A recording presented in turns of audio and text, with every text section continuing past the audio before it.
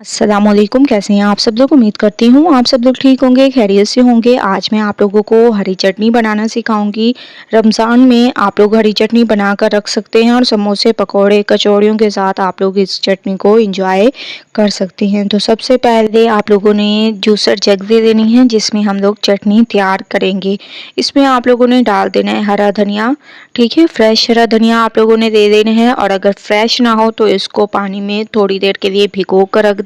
तो ये माशाल्लाह से आप लोगों को लगेगा कि अभी आप लोग तोड़ कर आए हैं, इतना ये फ्रेश हो जाता है। ये एक ट्रिक है, तो आप लोग इसको ज़रूर आजमा कर देखें और मुझे फीडबैक ज़रूर दें। इसके बाद इसमें आप लोगों ने पुदीना ऐड कर देना है। 4 से 5 चम्मच हरा धनिया और 4 से 5 चम्मच आप लोगों ने पुदीने के इसमें डाल देने हैं, ठीक है। चम्मच का हिसाब मैं इस वजह से बता रही हूँ ताकि आप लोगों से कोई मिस्टेक ना हो और बहुत ही आसानी से आप लोग ये चटनी बनाकर पूरे रमज़ान आप लोग इसको इंजॉय कर सकते हैं।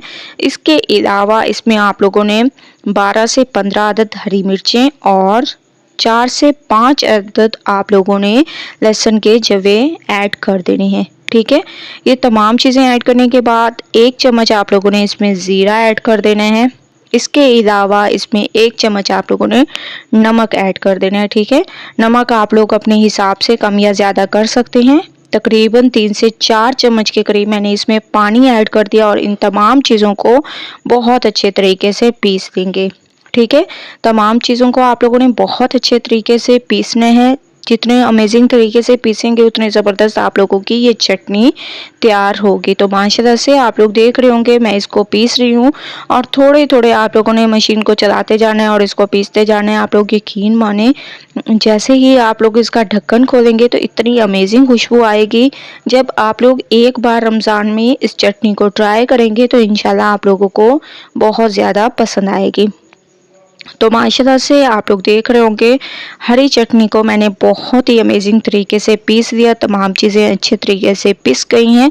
अब आप लोग जिस बर्तन में रखना चाहें उसमें रख सकते हैं। ये देखिए कितने अमेजिंग तरीके से ये पिस चुकी है, इसका कलर भी ख़राब नहीं होगा और बहुत ही अमेजिंग तरीके से आप लोग चटनी तैयार कर सकेंगे। समोसे पकौड़े कचौड़ियों के साथ आप लोग इस चटनी को एंजॉय कर सकेंगे। तो एक बार मैं आप लोगों को बनाकर भी दिखाती हूँ कि किस तरीके से आप लोगों ने इसको तैयार करना है, बहुत ही आसानी से, ठीक है।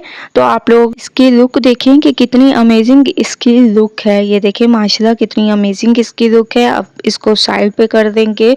एक बाउल में मैंने तकरीबन 1.5 कप तक दही दे दी, ठीक है। इसको अच्छे तरीके से पहले आप लोगों ने फेंट देने हैं। अच्छे तरीके से दही का फेंटना बहुत ज़रूरी होता है। तो माशाल्लाह से आप लोग देख रहे होंगे चम्मच की मदद से मैं दही को बहुत अच्छे तरीके से फेंट रही हूँ और दही को मैंने फेंट लिया। इसके बाद जो हम लोगों ने हरी चटनी तैयार करके रखी थी वो इसमें डाल देंगे। तकरीबन 1.5 कप दही है तो इसमें आप लोगों ने 2 चम्मच भरकर हरी चटनी के ऐड कर देने हैं और इसको बहुत अच्छे तरीके से मिक्स करना है। मिक्सिंग बहुत अच्छी किया करें। तो माशाल्लाह से आप लोग देख रहे होंगे रायता हमारा बिल्कुल तैयार हो चुका है। एक बार ट्राई करें, फीडबैक दें। अल्लाह हाफिज़।